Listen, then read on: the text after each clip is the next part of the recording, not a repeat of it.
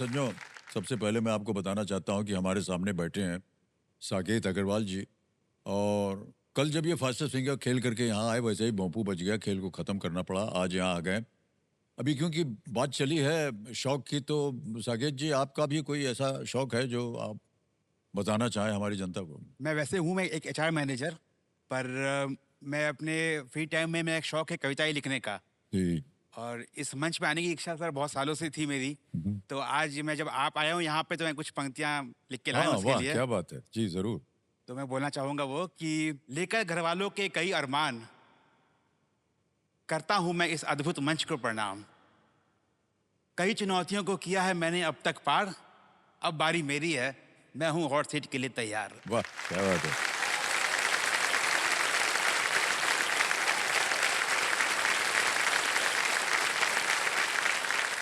आपने कहा था कि आपको लिखने का शौक है, कविता पाठ करते जी रहते सर। हैं। कब से आपने ये लिखना शुरू किया और कब से आप कर रहे हैं ये सब? बचपन से ही था मुझे लिखने का शौक। बट हाँ, मुझे ये टैलेंट, असली कला मेरे अंदर मेरे पापा से आई है। ओह! ओके। तो मेरे पिताजी बहुत अच्छी कविता लिखते हैं और उन्हीं को मैंने देखा है बचपन से लिखते हुए। जी, जी, जी। तो उनको देखते-देखते ही मैं इंस्पायर हुआ। फिर मैंने देखा कि मैं भी लिख सकता हूँ। तो जब लिखना शुरू किया तो कला आ गई। फिर मैं जब समय मिलता है तो मैं भी लिखता हूँ, तो मैं पहले उनको ही सुनाता हूँ जी, कि जी, जी। क्या मैं सही लिख रहा हूँ कि नहीं।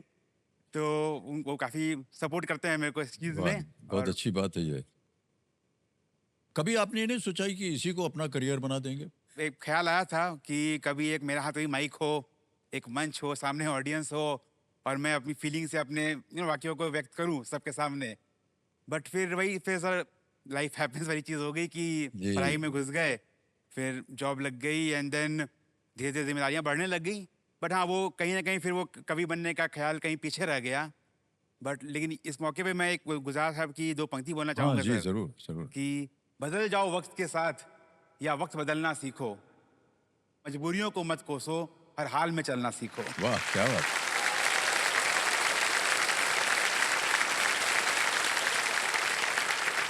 कवियों का जीवन अलग होता है मान्यवर। और कुछ लोग कहते हैं अच्छा हुआ कि हमने उसको करियर नहीं बनाया, क्योंकि जो लोग कविता पाठ वगैरह करते हैं उनकी आमदनी इतनी ज़्यादा होती नहीं है। और मैं तजुर्बे से बोल रहा हूँ, क्योंकि बाबूजी को हम प्रतिदिन देखते थे और वो नौकरी भी करते थे, साथ साथ कविता पाठ भी उनका चलता था, किताबें पुस्तकें वगैरह बहुत छप चुकी हैं। लेकिन हाँ, अगर आपने सही जगह पर जा करके अपना जो कार्य है, आपका जो टैलेंट है, उसको नहीं उपयोग किया, तो बहुत से ऐसे लोग हैं जो फ्रस्ट्रेट हो जाते हैं कि हमने इतना बढ़िया लिखा, उसका कोई आदर सम्मान नहीं हुआ। और जितने भी महान कवि हुए हैं, ऐसा मेरा मानना है कि इतनी दूरदर्शिता है उनकी कि मान लीजिए कि 100 साल पहले कोई चीज लिखी होगी, आज भी आपको वो लगता है अभी अभी लिखी गई। बिल्कुल सर, और वो इतना उसमें सत्य होता है, इतनी तीव्र होती है वो, तीव्रता होती है। कि आज भी उसका उपयोग किया जा सकता है। यस ये सर। दूरदर्शिता जो है, ये एक कवि के मन में होती है। तो जी सर। चलिए, इस आदत को आप कभी भूलिएगा मत, मेरा बिल्कुल नहीं आपसे सर। अनुरोध है। जी सर, बिल्कुल। धीरे धीरे जैसे खेल चलेगा, आपसे हम इसके ऊपर और भी कुछ चर्चा करना चाहेंगे। साजिद जी ऐसे ही पूछ रहे हैं क्योंकि आपने आज केबीसी का नाम ही बदल दिया है, वो के की जगह कवि सम्मेलन हो गया है। तो ऐसे कौन से कवि हैं जिनको आपने पढ़ा हो, जिनसे आप प्रभावित हुए हो? सर, कविताएँ मैं बहुत लोगों की सुनता हूँ, जी, जी। पर जो गुलज़ार साहब और जावेद अख्तर साहब की जो जावेद कविताएँ अख्तर हैं, साहब, जी हाँ, जी। वो उससे काफ़ी मैं रिलेट कर पाता हूँ उससे। जैसे गुलज़ार साहब जो भी लिखते हैं, वो एक कॉमन मैन के जी पॉइंट ऑफ हाँ। व्यू से लिखते हैं, जो उनकी जो कविताएँ हैं, वो दिल को छू जाती हैं। जी। और वहीं जो जावेद साहब हैं, जो उनकी कविताएँ हैं, वो आपको सोचने पे मजबूर कर देती हैं। बिल्कुल। अगर शायरी की बात करूँ सर, तो गुलज़ार साहब ने एक बहुत ही कॉमन एक फीलिंग है प्यार की, जिस पे हर कवि ने कभी ना कभी लिखा होगा। तो गुलज़ार साहब ने उस पे लिखा है कि मोहब्बत एक खुशबू की तरह है, जो कहीं नज़र नहीं आती पर महसूस होती है। वाह। और वहीं जावेद साहब उसी प्यार के लिए बोलते हैं कि प्यार वो सच्चाई है जो छिप नहीं सकती, वो सीधा दिल से निकल के सीधा ज़बान तक आ ही जाती है। वाह, क्या बात है।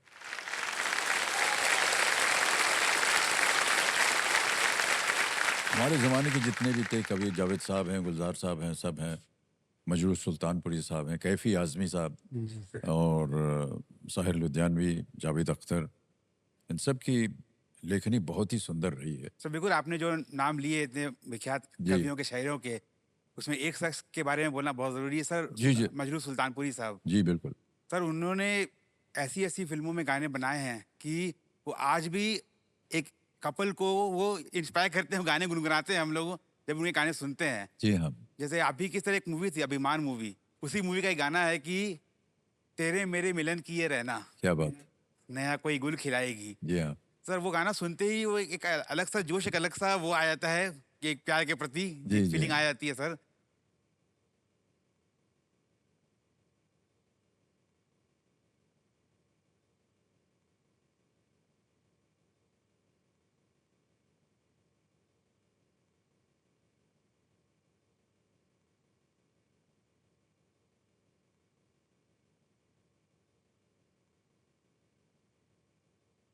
सर आपको कैसा लगा सर जब आपको वो ऑफ़र सर आया कि लेखन तो बहुत ही सुंदर था, और इसका संगीत जो है वो संगीतबद्ध किया जाता था, वो अवसर हमको मालूम है, क्योंकि वो इसमें एच डी बर्मन साहब, जी हाँ, जी सर। वो अपने उनका जो कमरा था वहाँ बैठ करके जब ये गाना बजाते थे या बनाते थे, वो समा नहीं भूलता।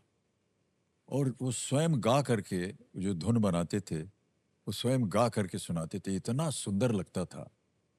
वो जो अवसर होता था ना, हमारे लिए सबसे अच्छा होता। उनके साथ बैठ के हम लोग सुनते, जब गाना बन रहा होता था। अच्छा।